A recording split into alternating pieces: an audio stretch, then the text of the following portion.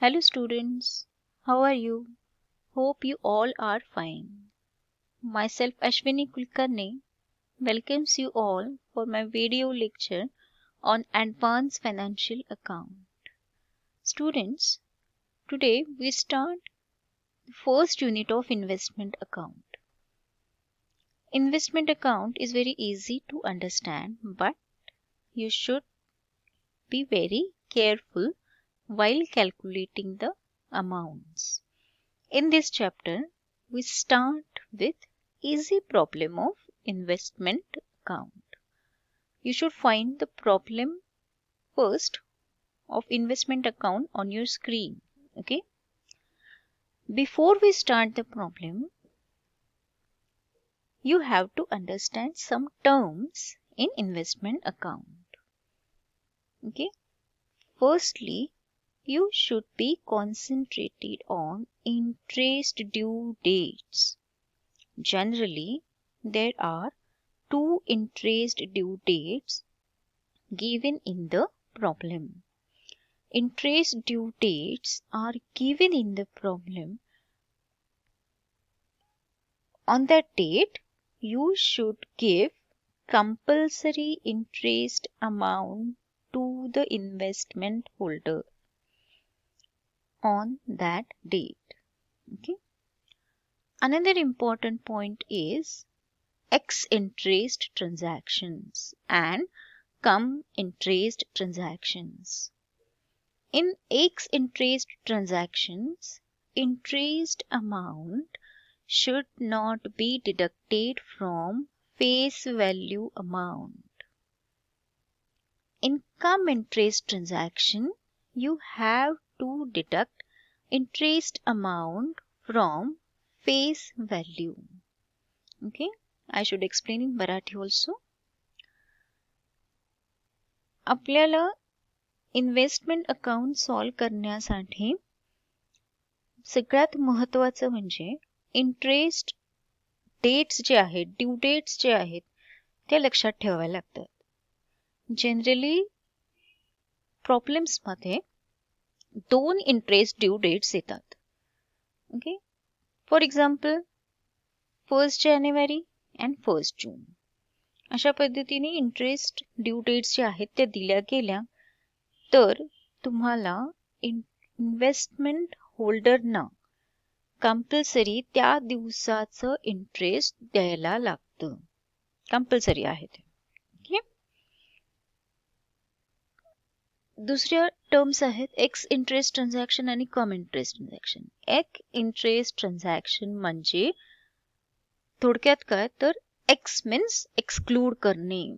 Face value मधून interest amount minus करायची नाही, डिडक्ट करायची नाही. म्हणजेच ते कुठलं ट्रान्झॅक्शन ठरतं? Ex interest transaction. Cum interest transaction म्हणजे इंटरेस्ट अमाऊंट जी आहे ती फेस व्हॅल्यूच्या अमाऊंट मधनं डिडक्ट करायची. त्याला म्हणतात कम interest transaction. Okay. When we solve the problem, you all are get cleared with above 2 points. Okay. Now we should start our first problem of investment account. Problem number first. On 1st January 1990, 6% debenture of ₹100 each of Y Limited were held as investments by X Limited at a cost of ₹18,200. Interest is payable on 31st December. On 1st April 1990, ₹4,000 of such debentures were purchased by X Limited at the rate ₹90 at X interest, and on 1st July 1990, ₹6,000 debentures were sold at ₹96 X interest. On 1st December 1990, rupees 8,000 debentures were sold at the rate rupees 99 cum interest. On 31st December 1990, X Limited sold rupees 10,000 debentures at the rate rupees 95 X interest. Prepare investment account for 6% debentures of Y Limited in the books of X Limited. Okay students, या problem मध्ये काय सांगितलेलं आहे की dates दिलेले आहेत.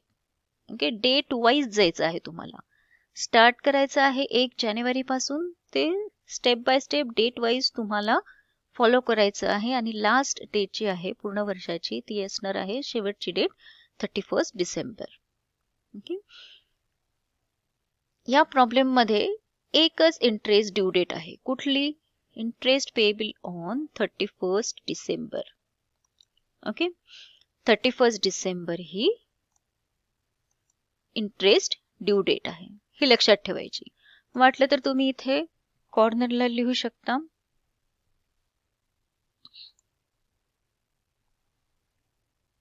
Interest due date काय आहे? 31 December. Okay, interest due date जी आहे ती आहे 31 डिसेंबर. ही इथे कॉर्नरला लिहून ठेवायची, म्हणजे तुम्हाला लक्षात राहतं की इंटरेस्ट ड्यू डेट काय आहे. तिथं आपण लक्ष ठेवतो इंटरेस्ट ड्यू डेटवर. ओके, देन स्टार्ट कुठून करायचं? फर्स्ट आपली काय ट्रान्झॅक्शन आहे त्यापासून.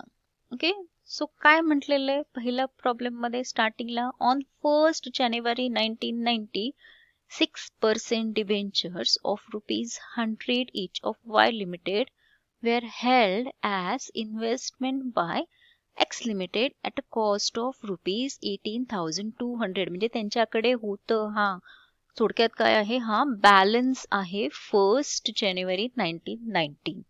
ओके, सो आपली डेट येईल तिथे 1/1/1990. ओके, सो डेट लिहायची. हा काय आहे? बॅलन्स आहे त्यांच्याकडचा. सो काय येणार पर्टिक्युलर्स कॉलम मध्ये? To balance brought down. Face value column मध्ये काय येणार? Debentures of ₹100 each of Y Limited. Okay, at cost of ₹18,200. 18,200.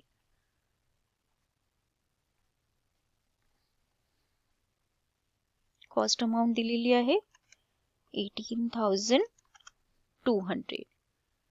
Okay, इथे इंटरेस्ट कॅल्क्युलेट करायचं का नाही करायचं कॅल्क्युलेट ते आपण नंतर बघू. फेस व्हॅल्यू किती येणार आहे? फेस व्हॅल्यू येणार आहे इकडे एक मॉडिफाय करायचं राहिले 200 debentures. Okay, 6% 200 debentures. Total debentures 200 आहेत आणि रेट काय आहे डिबेंचरचा? 100.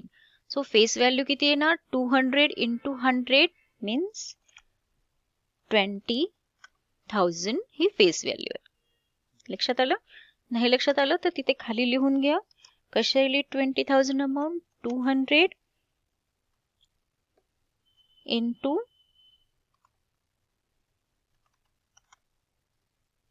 100. ओके, सो इन्व्हेस्टमेंट अकाउंट बनवताना तुम्हाला किती कॉलम लागतात? डेबिट साइडला date, particulars, face value, interest amount आणि कॉस्ट व्हॅल्यू अमाउंट किंवा कॅपिटल व्हॅल्यू अमाउंट. त्यानंतर क्रेडिट साइडला येतात date, particulars, face value amount, interest, cost value किंवा capital value amount. Okay, so हा झाला आपला पहिलं जे आपल्याला दिलं होतं 1 जानेवारी 1990 ला 6% 200 debentures of ₹100 each of Y limited. आपण कशात करतोय? वाय लिमिटेड मध्ये त्यांचा बॅलन्स लिहिला. Okay, so interest amount calculate करायची का नाही ते बघायचंय आपल्याला. आपली इंटरेस्ट ड्यू डेट काय आहे? Interest is payable on 31 December. So काय झालेलं आहे? 31 डिसेंबर नंतर लगेच 1 जानेवारी आलेलं आहे. सो लगेच आपण ताबडतोब एक दिवस पण होत नाही तर इंटरेस्ट अमाऊंट पेड करणार का? नाही. त्याच्यामुळे इथे काय ना dash. No, interest amount we cannot calculate on balance because of interest due date is 31st December and on the next same day we can record our entry. आपण त्याच्या next डेलाच entry record करतो आहे. त्याच्यामुळे आपल्याला interest amount calculate करायची नाहीये. Okay, नंतर बघायचं. नंतरचं काय आहे? On 1st April 1990 ₹4,000 of such debentures were purchased by X Limited at the rate ₹98 X interest. Okay. याच्यासाठी आपल्याला काय करायला लागेल? वर्किंग नोट करायला लागेल. कुठलं ट्रान्झॅक्शन आहे ते लिहायचं पहिले. परचेसचं ट्रान्झॅक्शन आहे. ओके, काय परचेस केलेले आहे? किती परचेस केलेले आहे? 4,000. ओके, सो फेस व्हॅल्यू काय येईल? 4,000. 4,000 ही काय आली? Face value. ओके, देन आपल्याला काय कॅल्क्युलेट करायचंय?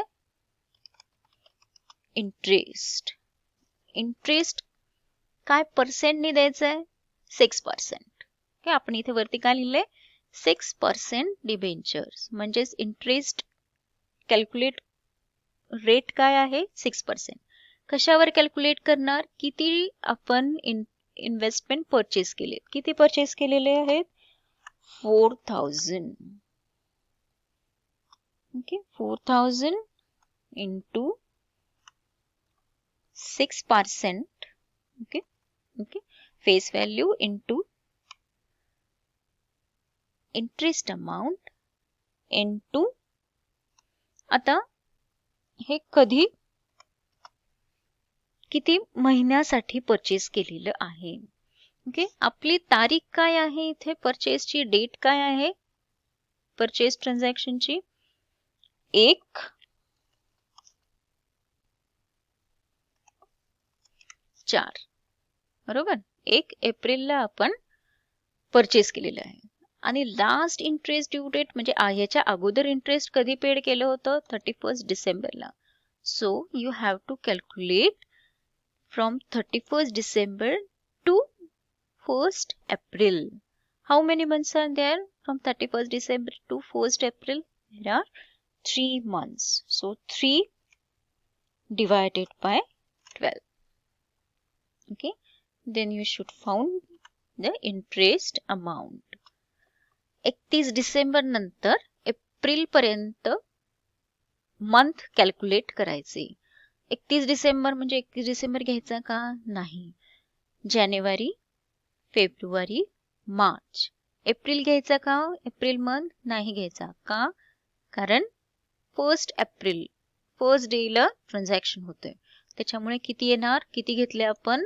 इंटरेस्टचे किती मंथ घेतले? 3 out of 12. Okay, so what is the amount calculation? Interest amount किती आली? 60. Okay, 60 आली interest amount. So purchase transaction आहे. So आपण कुठे रेकॉर्ड करणार? On the debit side of investment account.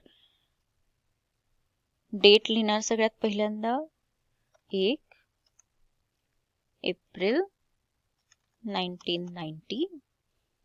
कुठलं ट्रान्झॅक्शन आहे? परचेसचं, पण आपण लिहिणार पर्टिक्युलर मध्ये टू कॅश और बँक अकाउंट.